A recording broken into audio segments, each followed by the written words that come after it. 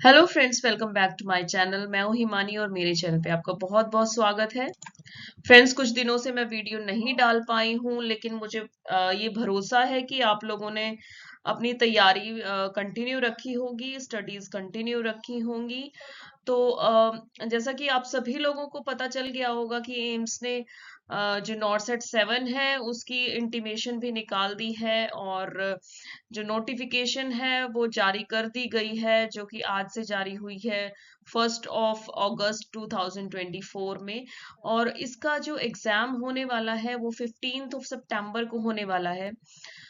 इसके अलावा भी बहुत सारे एग्जाम्स जो हमारे इन क्यू हो गए हैं, जैसे DSSP का एग्जाम भी होने वाला है, RRB का एग्जाम भी क्यू में है। तो बहुत सारे नर्सिंग ऑफिसर के एग्जाम्स हैं जो होने वाले हैं। और जो भी लोग गवर्नमेंट नर्सिंग ऑफिसर की तैयारी कर रहे हैं उनके लिए बहुत ही एक गोल्डन चांस है। जो 2024 है उसमें बहुत सारी वैकेंसीज आई हैं नर्सेज की। तो मैं यही होप करूंगी कि जो भी मन से, दिल से और दिमाग से तैयारी कर रहे हैं, जो भी नर्सेज, उनका सभी का सिलेक्शन हो जाएगा। और अगर वो लोग पूरा अपना एफर्ट देंगे तो चलिए दोस्तों, इसी सीरीज में मैं नॉरसेट जो 7 होने वाला है उसी के लिए कुछ प्रीवियस ईयर के क्वेश्चंस लेकर आई हूँ। ये क्वेश्चंस काफी सारे, इसमें क्वेश्चंस नए क्वेश्चंस भी हैं और कुछ क्वेश्चन जो हैं प्रीवियस ईयर के मैंने लिए हैं। तो चलिए आज वही 30 क्वेश्चंस देख लेते हैं जो कि एक्सप्लेनेशन के साथ रहेंगे। तो बने रहिए मेरी वीडियो में अंत तक, ताकि आपको एक्सप्लेनेशन के साथ आंसर्स मिल पाए और जो भी इंपॉर्टेंट क्वेश्चंस हैं आपको याद रहें।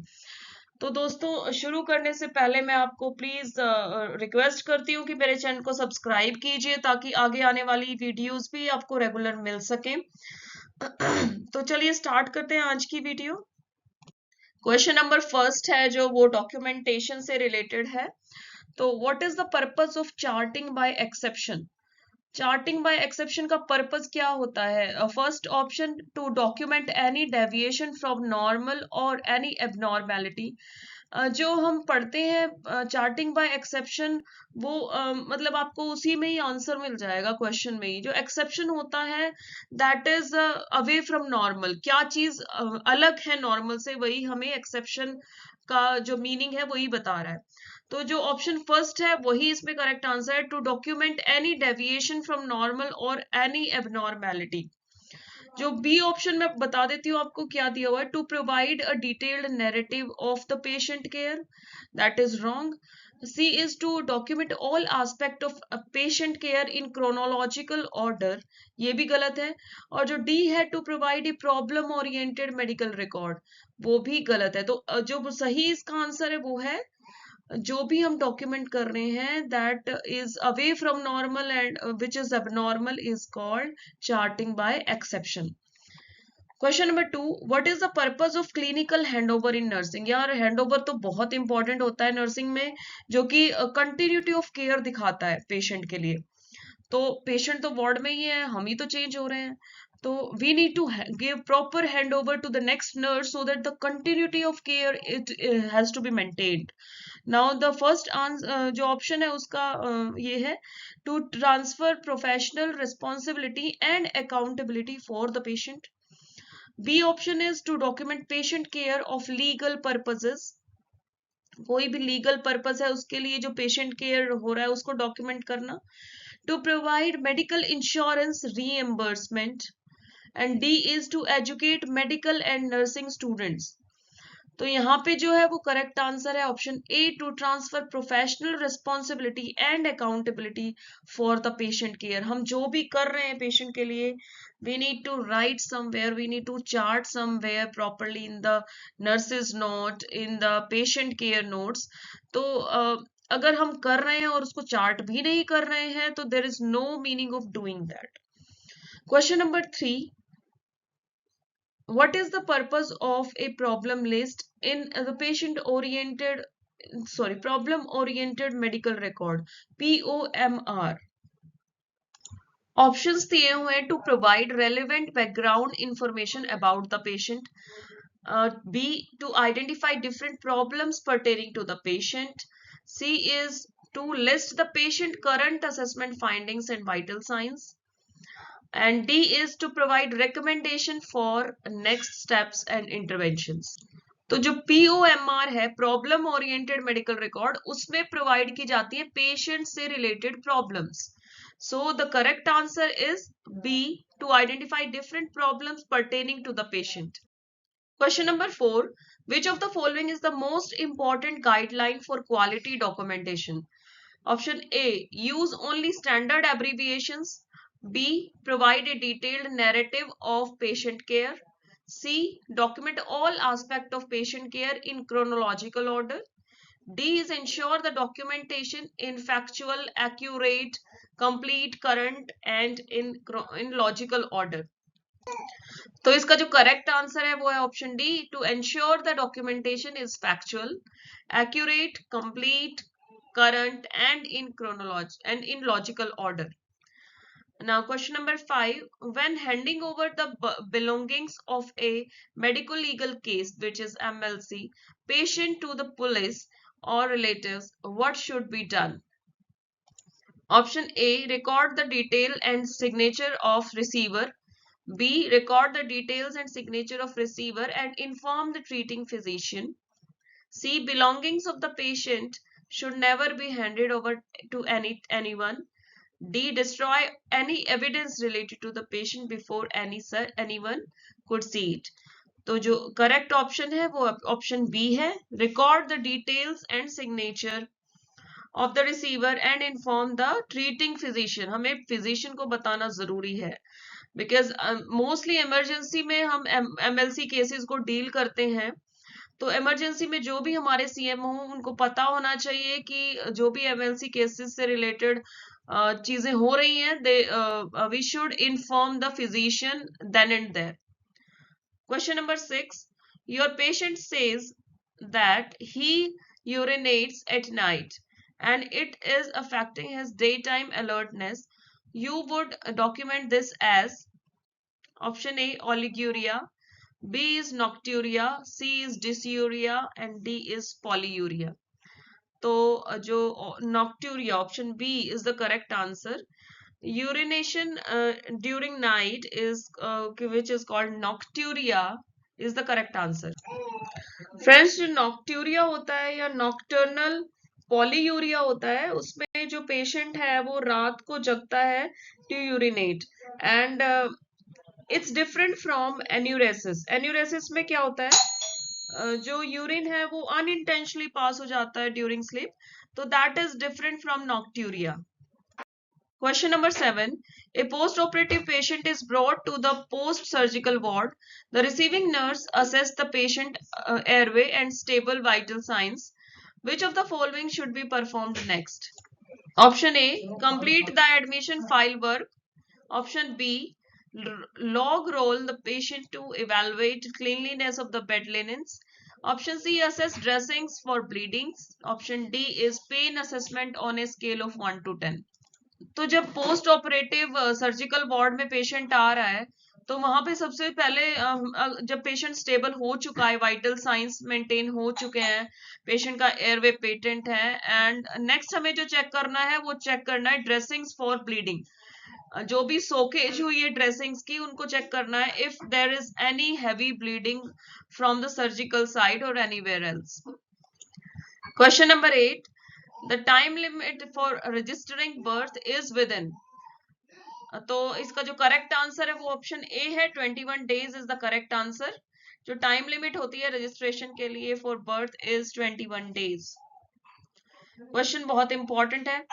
Question number 9. The disadvantages of electronic health records are the following except. First is expensive. Second is lack of integration. Third is downtime processing. And fourth is increased medical errors. तो यहाँ पे जो D option है वो correct है, increased medical errors. जो disadvantage है electronic health record का, वो इंक्रीज्ड मेडिकल एरर्स नहीं है. Next is question number 10. The primary purpose of patient record is option A education, B is communication, C is research and D is funding. तो primary purpose क्या है patient record का? is to communicate to others or the needy or the other healthcare professionals. Question number 11. Which of the following record refers to short and objective description of incidents or events that are important to the observer? Option A is admission record, or B is anecdotal record, option C is observation checklist, option D investigation records. The correct answer for question number 11 is option B, anecdotal record. Anecdotal record में हम एक incident को words में explain करके observer को बताते हैं and it gives the clear cut information about the incident which happened. Question number 12. All of the following are principles of record written except. Option A is accurate, B is error free, C is used standard abbreviation and D is data redundancy. तो जो record writing है वो accurate भी होना चाहिए, error free भी होना चाहिए और स्टैंडर्ड जो एब्रीविएशन है हमें वही यूज करनी चाहिए. लेकिन डी जो है इसमें डेटा रिडंडेंसी का मतलब होता है रिपीटेशन ऑफ डेटा. तो रिपीटेशन ऑफ इंसिडेंट और repetition of data should be avoided at the time of writing some record. तो this is the correct answer of question number 12, D, data redundancy. Question number 13. What is the primary purpose of an incident report? Incident report का primary purpose क्या होता है? Option A, identifying risk. Option B, staff evaluation. Option C, disciplinary action. And option D is audio tape report. अब जब हमारे hospital में कोई भी इंसिडेंट होता है तो हमारी जो सीनियर्स होती हैं, जो भी सुपरवाइजर्स होते हैं, वो इंसिडेंट रिपोर्ट लिखने के लिए हमें बोलते हैं. अब इंसिडेंट रिपोर्ट का बेसिक जो पर्पस होता है वो आइडेंटिफाई करना होता है रिस्क को. तो अगर पेशेंट के लिए, अगर पेशेंट फॉल हुआ है तो उसके लिए क्या क्या रिस्क हो सकते थे उस टाइम पे उस इंसिडेंट को लेके, वो हमें आइडेंटिफाई करने में मदद करता है जो इंसिडेंट रिपोर्ट है. तो यूजुअली इस चीज को जो हॉस्पिटल स्टाफ है वो अदरवाइज ले लेते हैं, बट यहाँ पे जो करेक्ट आंसर है इसका वो है option A, identify the risk of incident report, identify the risk for the patient. तो इसका जो करेक्ट आंसर है वो ऑप्शन ए है. Question number 14. How would the nurse record smoking history on a patient who has smoked 2.5 packs of cigarettes per day for 10 years? Option A, patient has smoked cigarettes for 10 years. Option B, patient smokes 2.5 packs of cigarettes per day. C is patient has a 12.5 pack year smoking history. And option D is patient has a 25 pack year smoking history. तो यहाँ पे जो है हम सबसे पहले pack years निकालेंगे. Pack years निकालने के लिए हम number of pack smoked per day multiply by number of years person smoked, तो ये लगाएंगे फॉर्मूला. तो number of pack smoked per day इसमें दिया हुआ है 2.5 जो पैक्स हैं वो सिगरेट्स पर डे स्मोक कर रहा है. तो 2.5 multiply by number of years person smoked, तो नंबर ऑफ ईयर्स मतलब 10 ईयर्स दिया हुआ है, तो 2.5 into 10 is 25. तो the nurse records smoking history on a patient who has smoked 2.5 packs of cigarette per day for 10 years as the patient has a 25 pack years smoking history. तो इसमें option D is the correct answer. Patient has a 25 years smoking pack smoking history. Now question number 15. Which of the following is not a heat loss mechanism from the body? Option A, conduction. B, convection. C is evaporation and D is diffusion.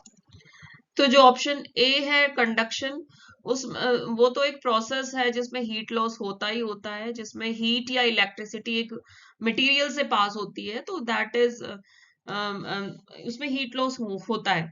Option B जो है convection. Convection में जो heat होती है वो move करती है in a gas और लिक्विड मीडियम, तो इसमें भी हीट लॉस होता है to the surrounding particles. Third is evaporation. Evaporation तो सभी को पता ही होगा. तो इवेपोरेशन में भी जब लिक्विड जो होता है वो वेपर्स में कन्वर्ट होता है तो उसमें भी हीट लॉस होता है। लेकिन जो डिफ्यूजन है is another process which is not including which does not have heat loss. Diffusion क्या होता है एग्जैक्टली? डिफ्यूजन में मूवमेंट होता है मॉलिक्यूल्स का from a higher concentration to a lower concentration. ये ऑस्मोसिस और डिफ्यूजन आपने सुना होगा, ये जो होते हैं फिनोमिनास। ये डायलिसिस जो पेशेंट का होता है ना, उसमें बहुत इंपॉर्टेंट जो है रहते हैं। जो फिनोमिना होता है वो ऑस्मोसिस डिफ्यूजन के मेथड से ही होता है। तो इसका जो करेक्ट आंसर है ऑप्शन डी है, क्वेश्चन नंबर 15 का, diffusion. Question number 16. Before taking temperature, thermometer needs to be cleaned from option A bulb to stem, stem to bulb, middle to stem या middle to the bulb।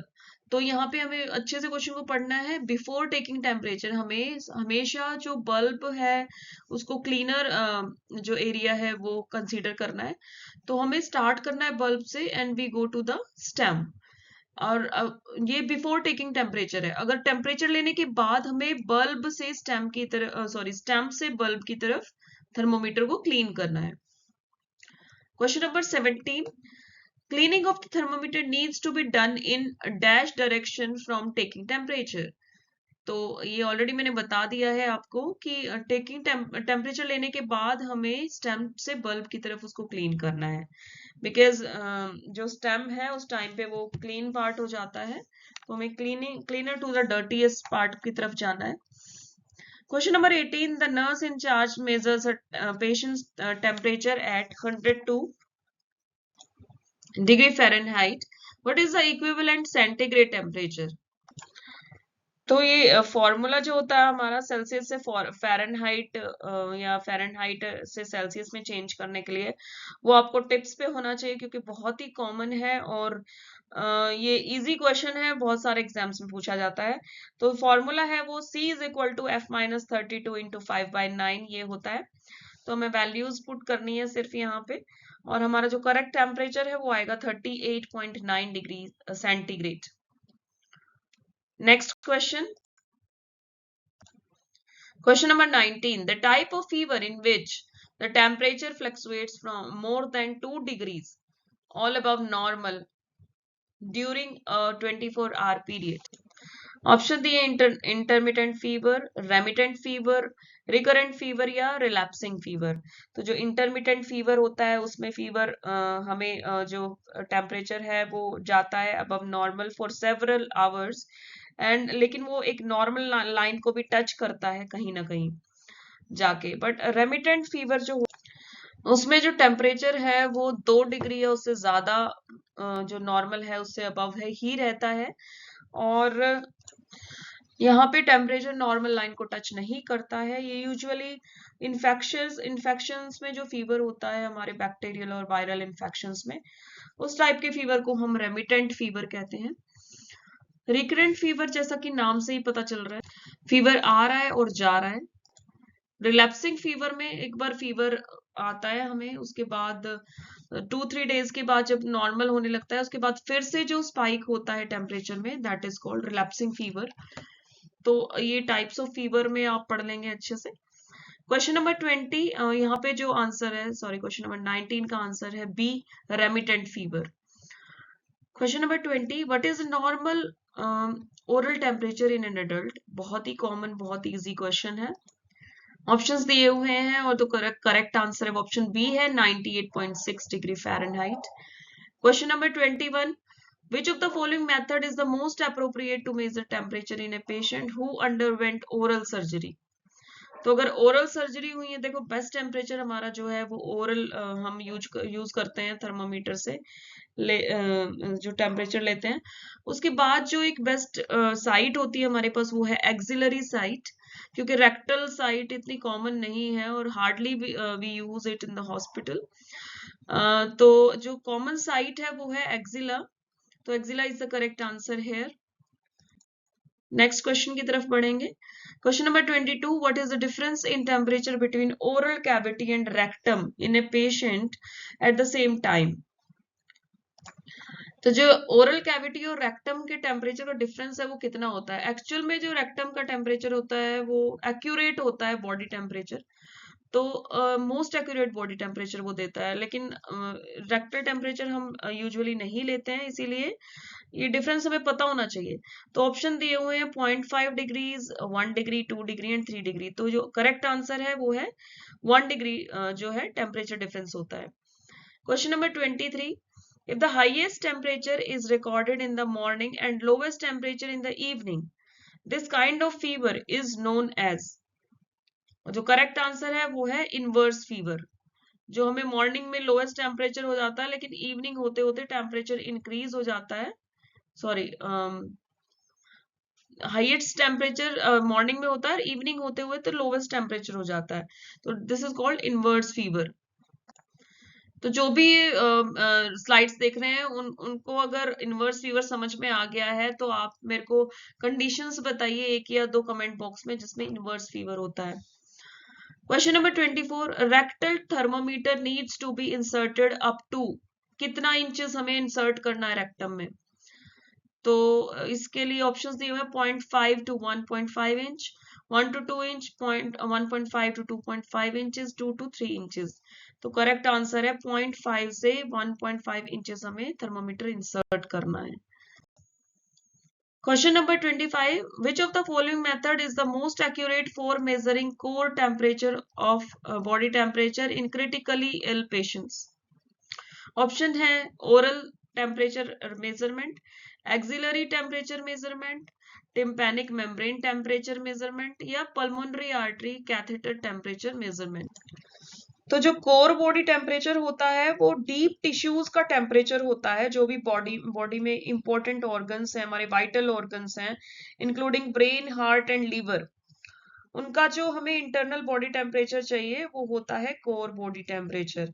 और ये बहुत important होता है critically इल patients के लिए, जो आईसीयूज में पेशेंट एडमिटेड रहते हैं उनके लिए बहुत ही इंपॉर्टेंट रोल प्ले करता है, क्योंकि एक थोड़ी सी भी deviation from normal can have significant effect on their clinical outcomes. So जो पल्मोनरी आर्टरी कैथेटर टेम्परेचर होता है वही कंसीडर किया जाता है most accurate method for measuring core temperature.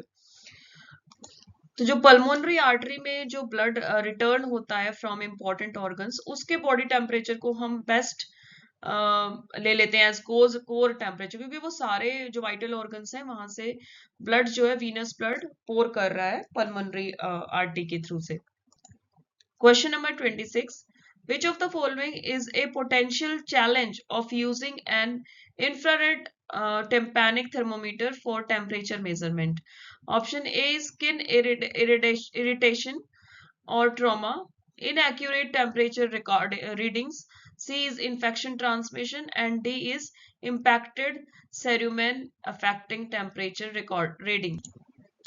तो जो टिम्पैनिक थर्मोमीटर होते हैं वो उनकी इनएक्यूरेट मेजरमेंट का कारण बेसिकली क्या होता है?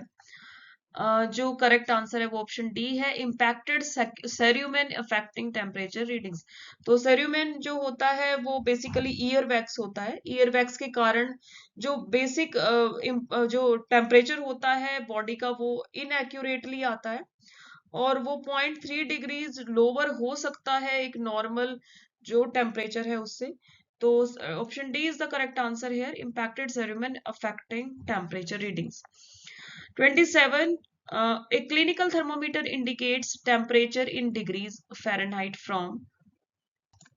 तो क्लिनिकल थर्मोमीटर में 94 से 108 डिग्री फ़ारेनहाइट तक रीडिंग्स होती हैं, तो option A is the correct answer.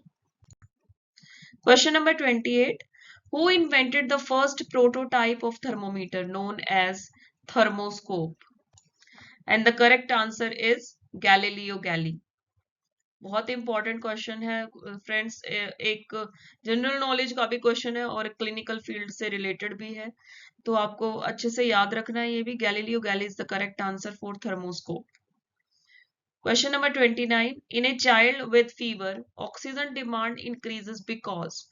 एक बच्चे में क्यों ऑक्सीजन की डिमांड इंक्रीज होती है during fever? Metabolic need increases, blood sugar level decreases, patient is less active, patient is more alert. And the most accurate answer is question number is option A. Metabolic needs जो होती है वो increase हो जाती हैं, इसीलिए oxygen की demand भी इंक्रीज हो जाती है बॉडी में। और आपने देखा होगा जब चिल्ड्रन में फीवर आता है तो उनकी जो है रेस्पिरेशन रेट काफी बढ़ जाती है। Question number 30, temperature regulation is under the control of. तो इसके ऑप्शंस हैं लंग्स, पिट्यूटरी ग्लैंड, हाइपोथैलेमस या पिनियल ग्लैंड्स। तो करेक्ट आंसर है वो है हाइपोथैलेमस। तो friends, thank you for watching my today's video. अगर आपको वीडियोस अच्छी लग रही हैं तो प्लीज लाइक, कमेंट और शेयर कीजिए, और प्लीज सब्सक्राइब कीजिए मेरे चैनल को आगे आने वाली सीरीज देखने के लिए। क्वेश्चन बहुत इंपॉर्टेंट होने वाले हैं, और आपको अगर अपने एग्जाम्स के लिए तैयारी करनी है, जो कि नॉर्सेट बहुत ही इंपॉर्टेंट एग्जाम होने वाला है 15 सितंबर को, तो प्लीज जाके फॉर्म फिल कर लीजिए और अपनी तैयारी और स्टडीज का रिव्यू शुरू कर दीजिए। All the best for upcoming exams. Thank you, bye bye.